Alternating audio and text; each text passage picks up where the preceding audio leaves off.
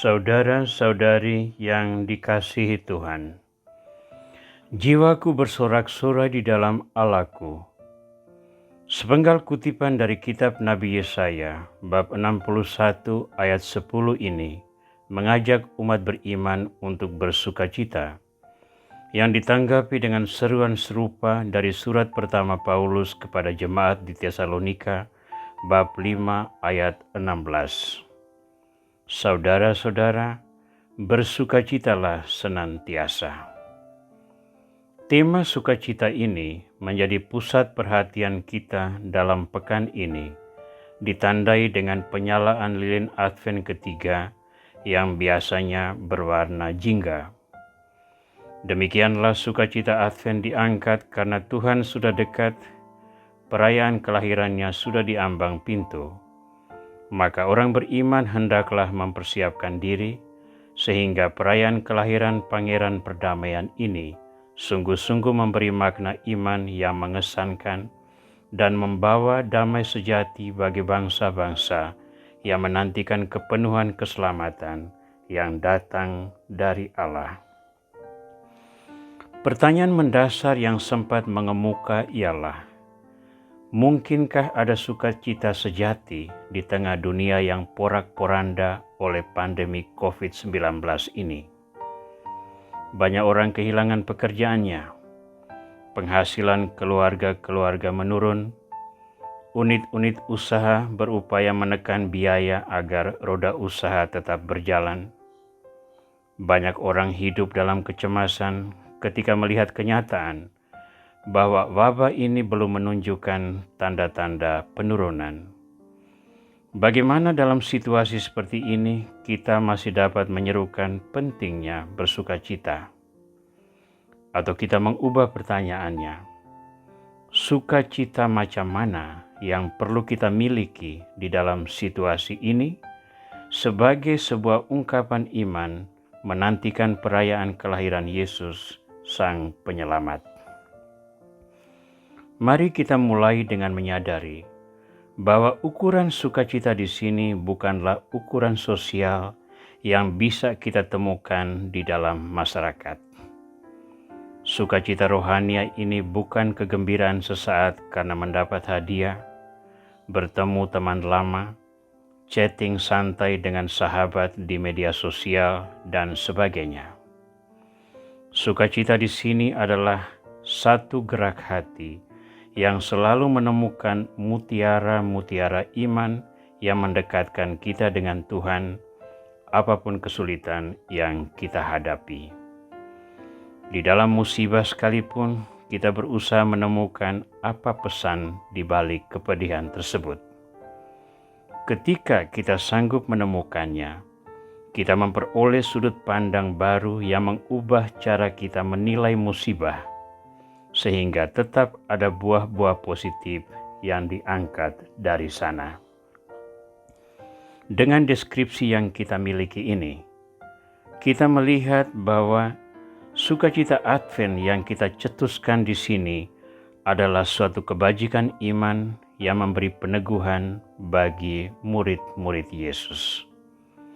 Kebajikan iman inilah yang menjadi perhatian kita dalam refleksi episode ke-108 ini, yang mencerminkan perayaan liturgi hari Minggu kemarin. Apa wujud sukacita sejati itu dan bagaimana kita menemukannya? Pertama, sukacita sejati itu bertumbuh sejalan dengan inti iman yang kita miliki. Nabi Yesaya mewartakan harapan bagi banyak orang dengan seruannya di dalam kitab Yesaya bab 61 ayat 1-3. Roh Tuhan Allah ada padaku, oleh karena Tuhan telah mengurapi aku.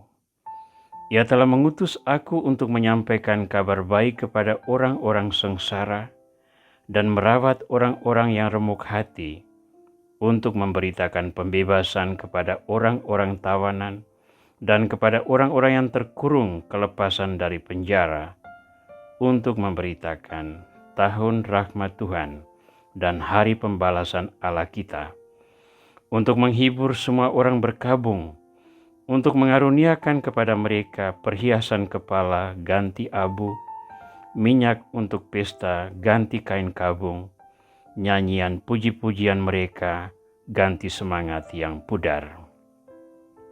Warta harapan tersebut berakar pada pengalaman akan adanya penyelenggaraan ilahi yang tak pernah berhenti, walaupun situasi sulit melanda. Dalam ayat 10 dan 11, kita menemukan akar harapan ini.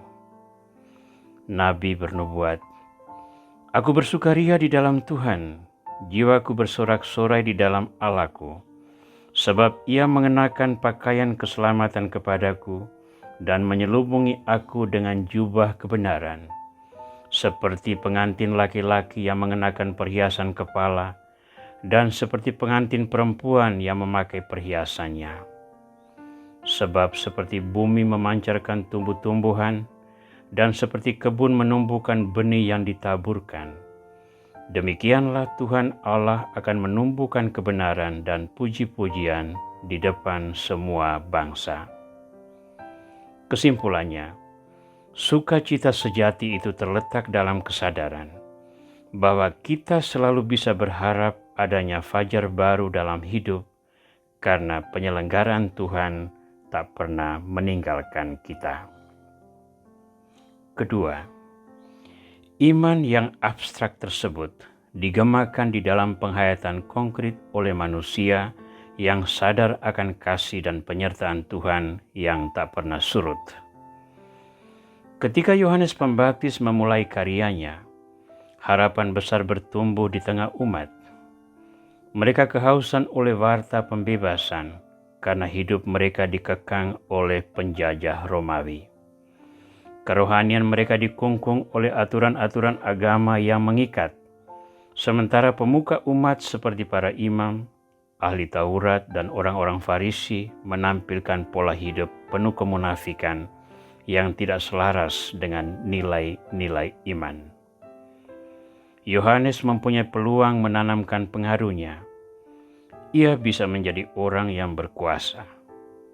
Tetapi ia menyadari hakikat dirinya dan perutusannya, maka ia berkata, "Aku bukan Mesias.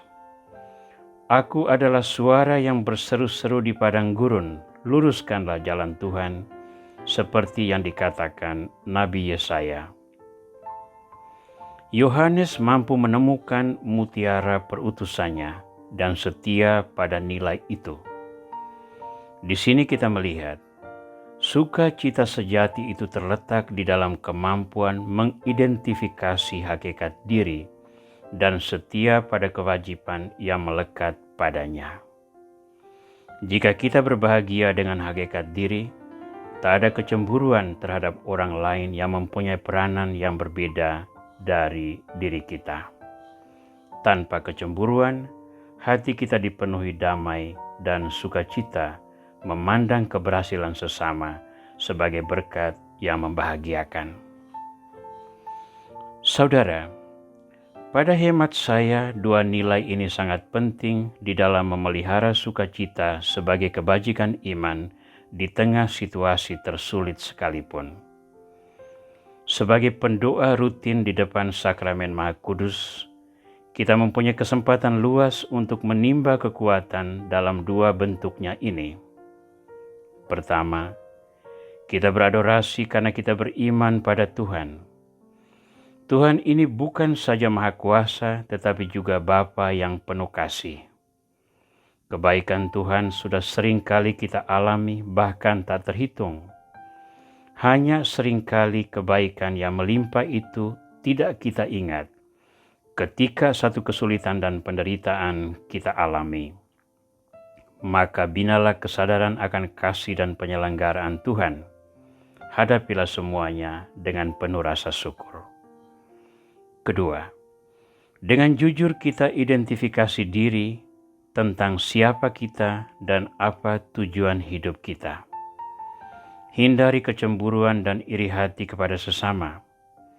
Temukanlah nilai luhur dari kejujuran itu dan syukurilah rahmat Tuhan sekecil apapun. Dengan itu kita belajar mensyukuri keadaan kita hari ini.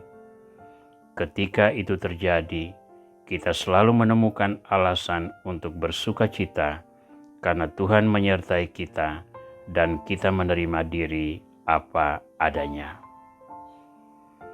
Tuhan Yesus Kristus, kami rindu merayakan hari kelahiran-Mu di tengah masa pandemik yang begitu membawa korban. Kami rindu akan damai dan sukacita sejati di dalam kesulitan hidup. Kami rindu menemukan harapan di tengah rasa putus asa, menemukan kasih di tengah kebencian, menemukan penghiburan di tengah penderitaan. Semoga kerinduan kami ini Engkau ganjari dengan berkat-Mu, sehingga kami boleh menemukan sukacita sejati di dalam salib dan kebangkitan-Mu. Amin.